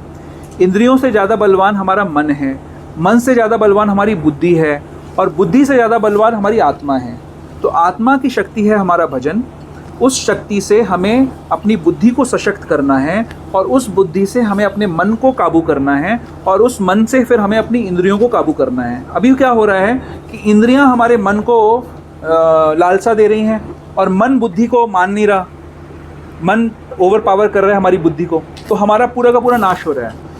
तो जो पुराना एक्सपीरियंस है, जो हमारी बुद्धि में रजिस्टर्ड है कि हाँ हमें आनंद नहीं आया, उस बुद्धि का उपयोग करके ये सोचो कि मुझे ध्यान ही नहीं करना विषयों का, क्योंकि ये तो हमें सुख देंगे ही नहीं। तो ऐसा जब करोगे ना तो प्रभु आप पाओगे कि आपकी पोटेंसी बढ़ गई अपने आप को रोकने की, अपनी रक्षा करने की। वो सारी चीज़ तो फ्रैक्शन ऑफ सेकंड में होता है। नहीं प्रभु, मैं इस चीज़ को नहीं मानूंगा, क्योंकि वो फ्रैक्शन ऑफ सेकंड्स में वो एक्ट होती है, बट उस एक्ट के पहले जो ध्यान होता है ना वो पहले हो चुका है। मैं इस चीज़ को समझने का प्रयास करो, ध्यान से पहले की बात कर रहा हूँ मैं। हाँ, बहुत सपोज मुझे पता है कि ये एक्सपीरियंस पहला मेरा ये पूरा एक्सपीरियंस रहना चुका मेरा, हाँ। ठीक है ना? अब वही कंडीशन मेरे पास दोबारा आता है, हाँ। ऑल ऑफ अ सडन आता है, हाँ। ऑल ऑफ अ सडन आता है, हाँ। Without any prior notice, all of a sudden आता है। तो विद माय मेरे संस्कार ही ऐसे हैं कि मेरे रिफ्लेक्सेस से ऐसे हैं, मैं पिछला एक्सपीरियंस जानते हुए भी फिर भी मैं इस तरह जाता हूँ उसके अंदर, मैं आउट ऑफ रिफ्लेक्सेस में काम करता हूँ। तो मैं ये बोल रहा हूँ सर प्रभु देखो, आप सिंपल इस चीज़ को समझो, let us not debate right now, क्योंकि हम बाद में डिस्कस कर सकते हैं इस चीज़ को, बट आप इस चीज़ को समझो कि भगवान ने ज्ञान दिया हमको, है ना? तो ये तो मानो आप हमेशा कि ध्यायते विषयाम पुंसा, तो शुरुआत ध्यान से ही हो रही है। अब आपने इंटेलिजेंटली ये आइडेंटिफाई करना है कि वो ध्यान कब हो रहा है, और उस जगह पे जाकर आपको उसका सोल्यूशन ढूंढना है। आप ये तो मान के चलो कि ध्यान हुआ है पहले, ध्यायते विषयाम पुंसा, उसके बाद ही अटैचमेंट आई है। आप जहाँ से बात कर रहे हो वहाँ पर अटैचमेंट आ चुकी है। तो हमें इंटेलिजेंटली ये सोचना है कि अटैचमेंट जब आ गई है तो मैंने कभी ना कभी तो ध्यान किया ना विषयों का, तब अटैचमेंट आई है। तो जिस समय ध्यान किया उससे पहले अपने आप को रोकना है। इसको हम बाद में और डिटेल में आपके साथ 1-to-1 डिस्कस कर लेंगे। और किसी का कोई प्रश्न है इस बारे में? अगर हम हायर टेस्ट डेवलप कर लेते हैं जी, हाँ। ध्यान भी नहीं जाएगा हमारा आइडियली, बट हमें लगता है सिर्फ ऐसा कि हमने हायर टेस्ट डेवलप कर लिया है, लेकिन वो हुआ नहीं होता है ना? जैसे शास्त्र कहता है कि भाव की स्टेज पर हमें भगवान का साक्षात्कार होने लग जाता है, बट हमें पहले ही लगने लग जाता है कि हम भाव की स्टेज पे आ गए, हमारी अनर्थ निवृत्ति भी नहीं हुई होती है तब तक। ठीक है, गॉट इट? ग्रेविटी के लिए बोल रहा हूँ। Yes yes yes, okay. अभी जैसे आज हम डिस्कस कर रहे थे कि जैसे गुरु महाराज को ऐप बनवाया था कि करेक्ट। हम जैसे कभी कभी बुक डिस्कशन में जाते हैं तो कई लोग बोलते हैं कि आपका ये सारा मटेरियल आप ही के समझ में जो होगी इसके लोग यूट्यूब पे रखा हो, तो फिर रादर रेफर फ्रॉम देयर। तो मतलब ये चीज़ जब पहले उनको बताते हैं कि यूट्यूब में प्रमाणिक ज्ञान आपको नहीं मिलेगा, ये विभूषण आपको प्रमाणिक ज्ञान देंगे, तो उसके लिए भी कई बार वो रिवर्ट करते हैं कि नहीं, हम तो फिर आपके जो डिवोटीज हैं उन्हीं के लेक्चर सुनते हैं, तो why should we buy take your books, we can get it through online only. उस केस में how to deal with that situation? तो यू शुड से कि आपको पता ही कैसे लगेगा कि कौन सा डिवोटी क्या बोल रहा है, सही बोल रहा है कि नहीं बोल रहा है। तो हमारा गुरु, साधु, शास्त्र, ये 3 प्रमाण हैं जिन पे हमारे वैष्णव सिद्धांत टिके हुए हैं, और उसमें भी शास्त्र सबसे इम्पॉर्टेंट है। तो जब तक आप शास्त्र का अध्ययन नहीं करोगे, आपको ये पता नहीं लगेगा कि क्या सही है क्या गलत है, क्योंकि यूट्यूब पे तो हर कोई कुछ भी बोल रहा है, उसमें आप कैसे आइडेंटिफाई करोगे? तो पहले आपने शास्त्र पढ़ने हैं, उन शास्त्रों को पढ़ के आपको समझ में आएगा कि साधु कैसे होने चाहिए, फिर आपको वैसा आचरण करने वाले साधु जब दिखेंगे, और फिर आप अपने गुरु के पास भी जाओगे, गुरु से भी समझोगे। तो जब ये तीनों चीज़ें अलाइन होंगी, उसी को आप सही मानोगे, नहीं तो सही नहीं मानोगे। कई लोग बहुत ही डिग्रेस के होते हैं, तो इसका मतलब वो श्रवण स्थिति पे नहीं है प्रभु, वो श्रवण स्थिति पे नहीं है, तो उनको सिर्फ प्रसाद देकर और कीर्तन के द्वारा हम भक्त बना सकते हैं। अभी वो सुनने की स्थिति पे नहीं है। तो ऐसे लोगों को परस्यू ज़्यादा, उस समय में प्रचारक नहीं बनना है, उस समय डिस्ट्रीब्यूटर ही रहना है। उनको अगर प्रसाद, हम लोग कायदे में हमको प्रसाद रखना चाहिए थोड़ा सा, ताकि ऐसे लोगों को हम प्रसाद दे सकें, तो उनको प्रसाद दे के नमस्ते कर देना चाहिए उस समय के लिए। Okay, thank you. Hare Krishna. Srila Prabhupada की जय।